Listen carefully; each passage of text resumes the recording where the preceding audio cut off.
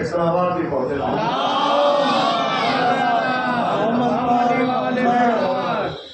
ہم کہیں ادھر کہیں گے ہم کہ مولا حسین کو چاہتے ہیں، آواز آئی نصرت کر کے دکھاؤ، تو ہم کیسے نصرت کریں؟ کہتے ہیں کہ وہ نصرت جو کربلا کے 72 نے کی، نہ وہ 10 محرم سے پہلے ہوئی ہے، اور نہ کہا یہی جاتا ہے، نبی یہی کہتا تھا کہ وہ نصرت نہ کربلا سے پہلے ہوئی ہے، نہ عاشور سے پہلے ہوئی ہے، اور نہ قیامت تک ہوگی، ایسا نہیں ہے۔ لیکن وہ نصرت جو کربلا کے 72 نے کی، وہ نصرت جو 10 محرم کو ہوئی ہے، وہ 10 محرم سے پہلے تو ہوئی نہیں، لیکن ایک بار پھر ہوگی، قیامت سے پہلے وہ نصرت پھر ہوگی، تب ہوگی جب رجعت ہوگی۔ لیکن رجعت کہتے ہیں عقیدہ رجعت شیعوں کا، ہمارا آپ کا ایک بہت اہم عقیدہ ہے، حدیثیں موجود ہیں، اگر ہم رجعت کا انکار کر دیں تو ہم دامن تشیع سے نکل جائیں۔ جب رجعت ہوگی، جب امام کا ظہور ہوگا، ایک صلوات بھیجیں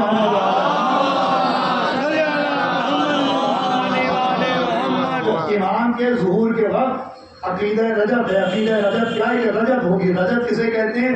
رجعت کہتے ہیں پلٹنے کو، پلٹنے کو کہتے ہیں رجعت، پلٹ آنے کو یا کسی کو پلٹا لیا جائے، اس کو کہتے ہیں رجعت۔ اسی لیے ہمارے آپ کے مولا نے مغرب کی طرف جاتے ہوئے سورج کو پلٹایا، تو اس معجزے کا نام ہے معجزہ رجعت الشمس۔ ایک صلوات پڑھ دیں محمد اس معجزے کو کہتے ہیں معجزہ رجعت الشمس، یعنی سورج کا پلٹنا۔ اب حدیثوں میں ہے کہ جب امام کا ظہور ہوگا تو رجعت ہوگی۔ رجعت کا مطلب یہ کہ وہ لوگ جو امام کے انتظار کی دعائیں مانگتے ہیں، وہ جو ظہور کی دعائیں مانگتے ہیں، وہ جو غیبت امام میں دعا کر رہے ہیں کہ امام کا ظہور ہو جائے، ہم مولا حسین کے انتقام میں شریک ہو جائیں، تو وہ مرنے کے بعد بھی دنیا میں پلٹائے جائیں گے۔ ان کی خبروں پہ آواز دی جائے گی کہ آؤ اب وقت ظہور ہو گیا، تم دعا مانگتے تھے کہ انتقام لوگے، تم دعا مانگتے تھے کہ اہل بیت کے اوپر ہونے والے ظلم کا بدلہ لوگے، آؤ انتقام کا موقع آ گیا، آؤ بدلہ لو۔ لیکن صرف بدلہ لینے والوں کو نہیں پلٹایا جائے گا، جن سے بدلہ لینا ان کو بھی پلٹایا جائے گا۔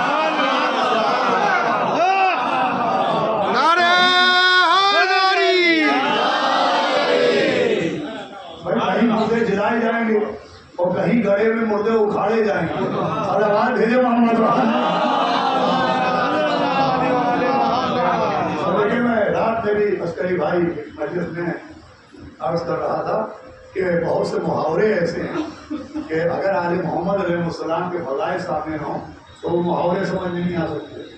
جیسے چار چاند لگانا، چار چاند لگانا کسے کہتے ہیں؟ جناب ام البنین کی گود نے بتایا کہ اسے کہتے ہیں سکہ چلنا۔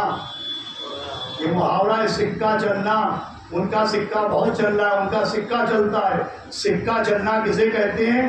امام ضامن نے بتایا اسے کہتے ہیں گڑے مردے اکھاڑنا۔ بھائی گڑے مردے کیسے اکھاڑے جائیں گے؟ آخری امام آگے بتائیں گے کہ ایسے اکھاڑے جائیں گے۔ بھیجے محمد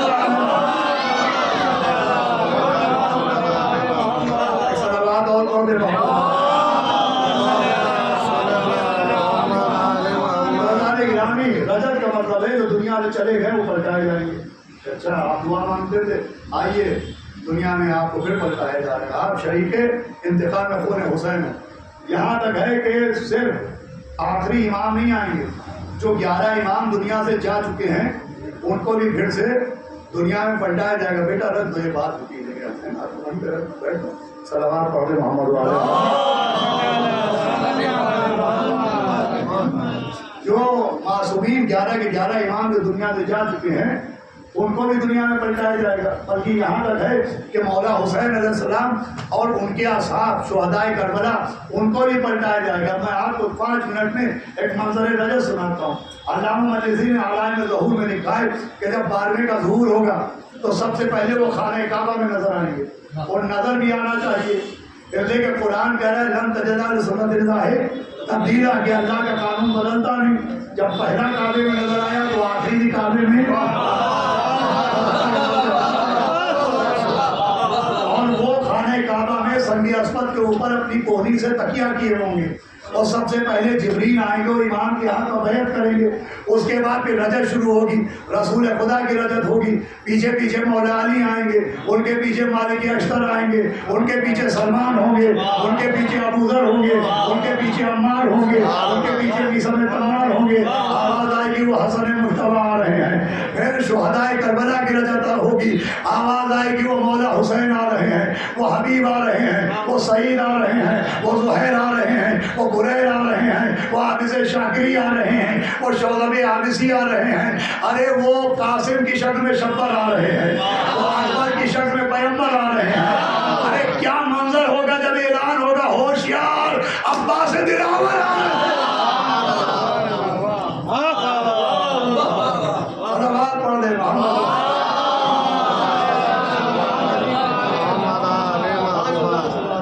جسے کہتے ہیں رجت ہو، تو وہ جو نصرت شہدائے کربلا نے کی تھی تو اس محرم کو وہ شہدائے کربلا ہی کریں گے۔ یہ جملہ بھی اگر اچھا لگے تو دل سے دعا دیجیے گا۔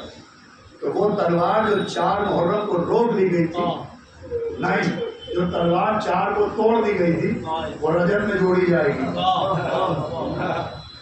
وہ رجب نصرت جو اصحاب امام حسین نے کی وہ انہی کو کرنا ہے۔ اب ہم آپ کیسے نصرت کریں؟ تو ہم کو آپ کو طریقہ نصرت سکھایا 8ویں امام حضرت ابو الحسن علی بن موسیٰ رضا۔ انہی کی شہادت کرو دے، انہی کی مناسبت سے مجلس ہے اور تمام وہ گفتگو کہ 8ویں امام نے ہم کو طریقہ نصرت سکھایا کہ ہم امام حسین کی نصرت کیسے کر سکتے ہیں۔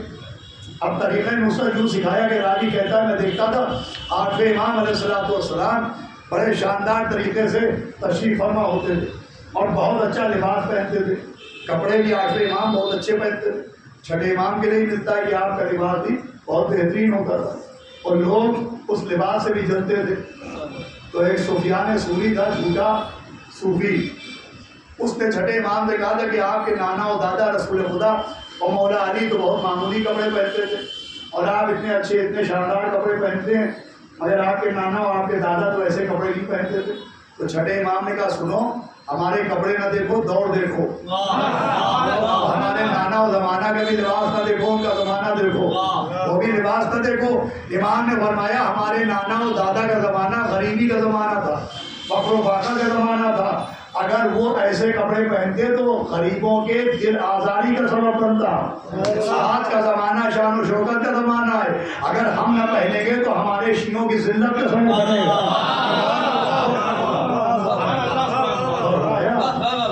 دیکھیے اس میں ایک جواب اور بھی موجود ہے۔ ایک طبقہ ہم میں آپ میں شیعوں میں پیدا ہو گیا ہے، انقلابی طبقہ، جو عزاداری میں بھی انقلاب پیدا کرنے کی کوشش کر رہا ہے، تبدیل کرنے کی کوشش کر رہا ہے۔ وہ کہہ رہا صاحب عزاداری تو ویسے ہونا چاہیے جیسے معصومین کے زمانے میں ہوتی تھی، جیسے ائمہ معصومین کے دور میں ہوتی تھی، جیسے 14 امام نے عزاداری کی ویسے عزاداری کیجیے۔ 14 امام نے زنجیر لگائی نہیں، آپ کیوں زنجیر لگا رہے ہیں؟ 14 امام نے تو شب تاریخ میں انجمنیں بلائی نہیں، آپ کیوں انجمنیں بلا رہے ہیں؟ انہوں نے تو جلوس نکالا نہیں، آپ کیوں جلوس نکال رہے ہیں؟ جب انہوں نے زنجیر نہیں لگائی تو آپ کیوں زنجیر لگا رہے ہیں؟ تو جناب مختار سے جب قیامت میں ملاقات ہو تو اسے کہیے آپ نے انتقام نہیں لیا تو آپ کیوں نکل گئے؟ انہوں نے اپنے بابا کے دشمنوں پر تلوار نہیں اٹھائی تو آپ نے تلوار کیوں اٹھائی؟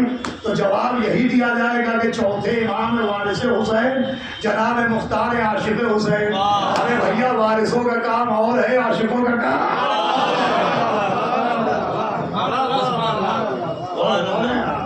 لیکن مجھ سے یہ بات 8ویں امام نے عزاداری کو بہت زور دیا، لہٰذا یہ بات آج کے روز نہ کہی جائے گی تو کب کہی جائے گی؟ کہتا ویسی عزاداری کیجیے جیسے اماموں کے زمانے میں ہوتی تھی، ویسا ماتم کیجیے جیسے اماموں کے زمانے میں ہوتا تھا۔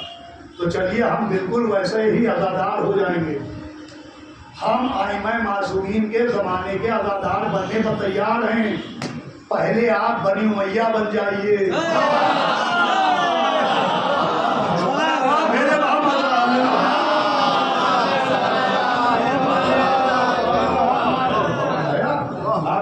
لگائیے، یہ کوئی بات ہوئی؟ دیکھیے کتنی حماقت کی بات کہی آپ کی۔ کہتا ارے بھائی اس زمانے میں دشمنی تھی، بنی امیہ تھے، ظالم تھے، اتنے شیعہ نہیں تھے، آزادی نہیں تھی، لہذا اس زمانے میں ایسی مجلس ماتم ہوتی تھی، اسے جانے دیجیے۔ اگر کوئی حماقت میں آپ یہ کہنے لگے کہ صاحب 3 سال پہلے جیسے مجلسیں ہوتی تھی تو ویسے ہی کیجیے. تو پہلے کورونا کی بیماری پھر آ گئی ہے, اعلان کیجیے.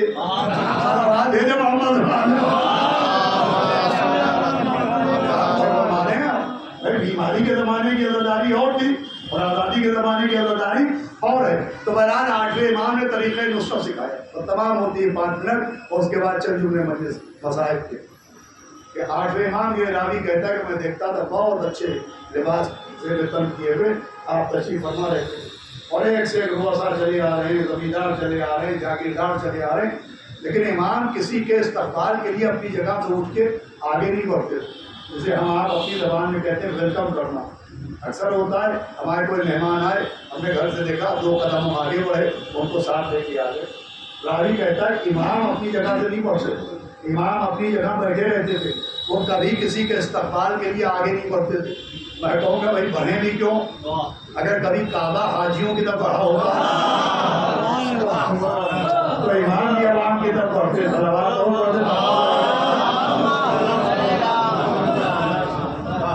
بس سنیے تمام لوگ. راوی کہتا میں نے سینکڑوں لوگ دیکھے, ایک سے ایک بڑے بڑے جیت قسم کے افراد آتے تھے اور امام اپنی جگہ بیٹھے تھے. مگر ایک دن میں نے دیکھا, راوی کہتا ہے ایک دن میں نے دیکھا کہ دور سے ایک صاحب دروازے پر نظر آئے, جن کا لباس پوسیدہ تھا, جن کا قد چھوٹا تھا, جن کا رنگ ذرا دبا ہوا تھا, اور انہوں نے دور سے امام کو سلام کیا. راوی کہتا ہے یہ پہلا موقع تھا جب کعبہ ہدایت حرکت میں آیا. امام اپنی جگہ سے بلند ہوئے اور بڑی تیزی کے ساتھ اس شخص کی طرف بڑھے اور اس کی کلائی پر ہاتھ رکھا, جواب سلام دیا, اور جواب سلام دینے کے بعد کہا مرحبا یا دیوبند انتا ناصرنا. ارے کیا کہنا ہے دیوبند, آپ تو ہمارے ناصر ہیں. کیا سنا آپ نے, گفتگو تمام ہو گئی. 8ویں امام نے جناب دیوبند کو اپنا ناصر کہا, آپ ہماری نصرت کرنے والے ہیں, آپ ہمارے ناصر ہیں. مجھے بتائیے امام نے جناب دیوبند کو ناصر کیوں کہا؟ کیا کرتے تھے جناب دیوبند, کیا کردار تھا جناب دیوبند کا, کیا اعمال و افعال تھے جناب دیوبند کے؟ تاریخ کیا کہتی ہے جناب دیوبند کیا کرتے تھے؟ تو تاریخ کہتی ہے جناب دیوبند امام حسین کے لیے مرثیے کہتے بھی تھے, پڑھتے بھی تھے, روتے بھی تھے, رلاتے بھی تھے, شعر کہتے بھی تھے, شعر سناتے بھی تھے, عزاداری کرتے بھی تھے, عزاداری کو فروغ بھی دیتے تھے. لیجیے گفتگو تمام ہو گئی. ارے دیوبند نے مرثیے کہے, 8ویں امام نے انہیں ناصر کہا.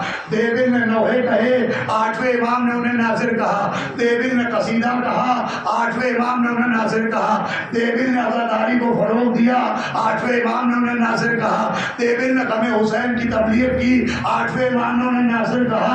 اور ناصر کہہ کے بتایا یہ ماتم, یہ مجلس, یہ کالے کپڑے, یہ گریا, یہ آہیں, یہ نوحے, یہ تابوت, یہ علم, یہ مجلس, یہ ماتم, یہ عاشق ہونے کی دلیل نہیں ہے, یہ حسین کے ناصر ہونے کی دلیل ہے.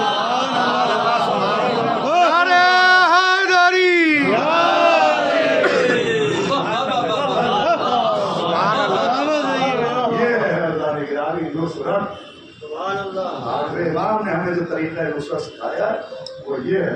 اللہ سلامت رکھے تمام 8ویں امام علیہ السلام کے روضے کی شریف میں تشریف لانے والے عزاداروں کو, خصوصاً یہ شبیہ تابوت جلوس کے انتظام کرنے والوں کو. یہ بڑا اہم معاملہ ہے. لیکن ایک تو 8ویں امام کا غم ہے, ان کے غم میں آپ سے آنسو بہتے ہیں, اور ان کے غم میں اس وفاداری کا اہتمام یوں بھی ضروری ہے کہ خود 8ویں امام کے سامنے ریان ابن شبیب آئے اور انہیں کسی کا غم تھا, کسی بات پہ وہ رو رہے تھے. تو امام نے کہا کہ سب شبیب اگر کبھی کسی بھی چیز پہ رونا آیا کرے تو میرے چلتے مولا حسین السلام کی عزاداری کو بہت ضرور ہے. لیکن سب سے زیادہ آزادانہ طور کے اوپر 8ویں امام کو موقع ملا تھا. یوں ہر امام نے اعلیٰ امام کو فروغ دیا ہے, لیکن سب سے زیادہ جو فروغ دیا ہے 8ویں امام نے. کسی بھی شے پہ اگر رونا ہے عجب مظلومی ہے مولا حسین. یہ جو 8ویں امام نے کہا تو معصومین خود بھی اس پہ عمل بات کسی بھی شے کی ہو رہی ہو, امام حسین یاد آ جاتا ہے۔ پانچویں امام کے بعد ایک صحابی آئے جو بہت دور رہتے تھے مدینے سے، اور ظاہر سی بات ہے اس زمانے میں موٹر کار نہیں تھی، تو آنے میں بڑی دقت ہوتی تھی سفر میں، تو وہ امام کے پاس آئے اور امام کو سلام کیا۔ امام نے جواب دیا کہ حضرت مجھے بڑا ایک درد اور رنج ہے ایک بات کا۔ تو امام نے کہا کس بات کا؟ کہ میں روز روز آپ سے ملاقات تو نہیں آ پاتا، زیارت نہیں ہو پاتی ہے، تو بہت رنج ہے مجھے فاصلے کا، کہ میرے گھر کا اور آپ کے بیت الشریف کے بیچ بہت فاصلہ ہے، مجھے فاصلے کا بہت رنج ہے۔ میں آپ سے ایک سیکنڈ کہوں گا، آپ بہت غور سے بتائیے کہ یہ جو وہ شخص امام کا صحابی امام سے کہہ رہا ہے کہ مجھے فاصلے کا، دوری کا، کہ آپ کے بیت الشریف سے بہت دور ہوں، مجھے بہت رنج ہے، وہ بہت درد ہے، وہ بہت غم ہے، اس میں کوئی امام حسین کی مظلومی کا ذکر ہے؟ کوئی امام حسین کا ذکر ہوا؟ نہیں ہوا۔ ایک آدمی نے فاصلے کا ذکر کیا، اپنے گھر امام کے بیت کے بیچ کے فاصلے کا ذکر کیا، تو امام کی آنکھوں میں آنسو آ گئے۔ امام نے کہا فاصلے کا درد کیا ہوتا ہے یہ ہم سے پوچھو، فاصلے کا غم کیا ہوتا ہے یہ ہم سے پوچھو۔ اس نے کہا حضرت آپ کو کس فاصلے کا درد ہے؟ فرمایا تمہارا گھر ہمارے گھر سے بہت دور ہے، ہمارے جد مظلوم کی قبر ہمارے گھر یہ غربت کا درد، دوری کا درد۔ اس لیے مولا حسین کو حسین غریب کہا جاتا ہے، اور آج اس کا ماتم اسے مولا حسین کی عزاداری کو، مولا حسین کے غم کو شریف کسی بھی بات پر رونا آئے تو میرے جد مظلوم حسین کو یاد کر کے رو لیا۔ لیکن ہر واقعے میں امام حسین کے غم کے پہلو آپ کو مل جائیں گے۔ کوئی بھی بات ہو، کوئی بھی معاملہ ہو، کسی بھی بات پر اگر رونا ہو تو آپ مولا حسین کو یاد کر کے روئیے۔ یہ آخری امام کا حکم ہے اور خالی حکم نہیں ہے، آخری امام نے اتنا فروغ دیا کہ ریان ابن شبیر کہتا ہے پہلی مرتبہ جب میں امام کے گھر گیا تو ذی الحجہ کی 29 تاریخ، یعنی جو مہینہ آنے والا ہے، بقرعید کا مہینہ جسے کہتے ہیں، اس کی آخری تاریخ 29 تاریخ تھی۔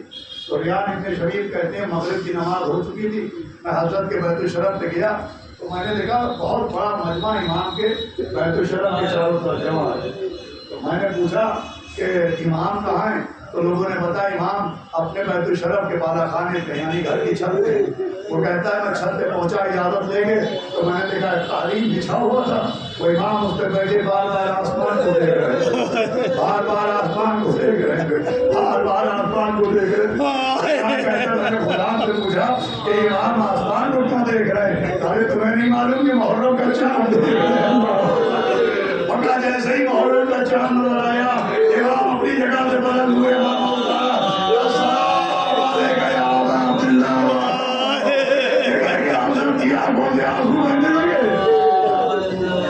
چند منٹ ابھی برابر ہوگا، ختم ہوگا، روئیے گا۔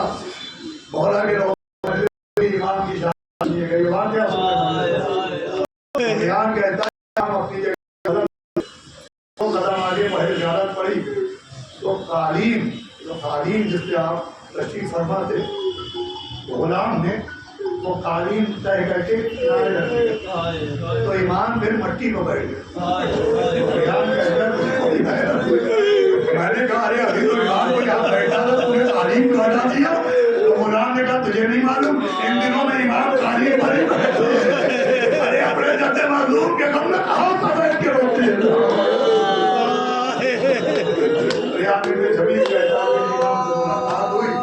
اور تبھی امام نے فرمایا ریان اگر کسی بھی شے پر رونا آئے تو میرے جد مظلوم پر رو۔ محرم کی پہلی تاریخ نمودائے تو امام کے گھر میں مجلس کا اہتمام ہوا، دیکھا دیوی چلے آ گئے، مجلس تمام جناب دیوی لائے، ممبر لگایا گیا، فرش اعلیٰ بچھا ہوا تھا۔ کہ میں نے دیکھا کہ دو غلام ایک کالے رنگ کا بہت بڑا سا کالے رنگ کا پردہ لے کے آئے۔ اب جب وہ سیاہ رنگ کا پردہ لے کے آئے تو ریان کہتا ہے کہ میں سوچ رہا تھا یہ پردہ کیوں لایا گیا ہے، تو ممبر کے پیچھے سیاہ رنگ کا پردہ لگا دیا گیا۔ ریان کہتا ہے میں نے پوچھا یہ پردہ کیوں لگایا گیا؟ اب تمہیں کچھ بھی نہیں معلوم۔ ارے تمہیں معلوم نہیں کربلا کے مظلوم پر رونے کے لیے حضرت کے گھر کی بیویاں بھی کا پردہ لگا دیا گیا और भी डेविड मेंबर के ऊपर गए और डेविड मर्सिया पढ़ने लगे। कहेगा जब कोहराम बर्बाद एक मरतबा इमाम ने इशारा किया, जैसे इमाम ने इशारा किया कागज और कलम लाया गया, इमाम ने एक शेर लिखा और शेर लिखने के बाद डेविड से कहा कि डेविड ये शेर भी अपने मर्सिये में पढ़ लेना, शामिल कर लेना। उस शेर का तर्जुमा ये था कि और सलाम उस गरीब पर, सलाम उस बेवतन पर जो अपने वतन से दूर शहर दूर में मजलूमी के आलम में शहीद किया। डेविड कहते हजरत मैं आपके घर के सारे शहीदों की खबरें जानता हूँ, ये किस गरीब का जिक्र है जो तेरे सामने बैठा हुआ है। अभी तो मस्जिद तमाम हो गई। डेविड ने शेर पढ़ा, एक बताओ पर्दा हिला, एक कड़ी सामने निकल गया। आवाज दी डेविड चुप हो जाओ, इमाम की अरे भाई सामने बैठा है, आपका ये आलम हो गया। अरे दाऊद महल से पूछिए जिसके सामने भाई वो महल क्या करे जिसके सामने भाई के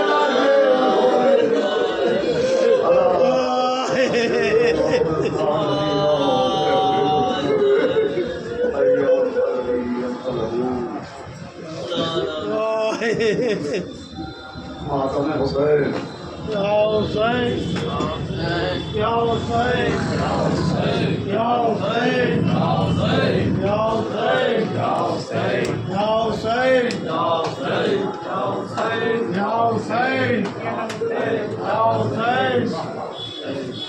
हुसैन या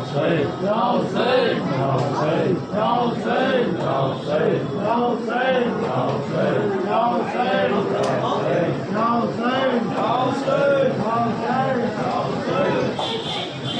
हुसैन या हुसैन या हुसैन या हुसैन या हुसैन या हुसैन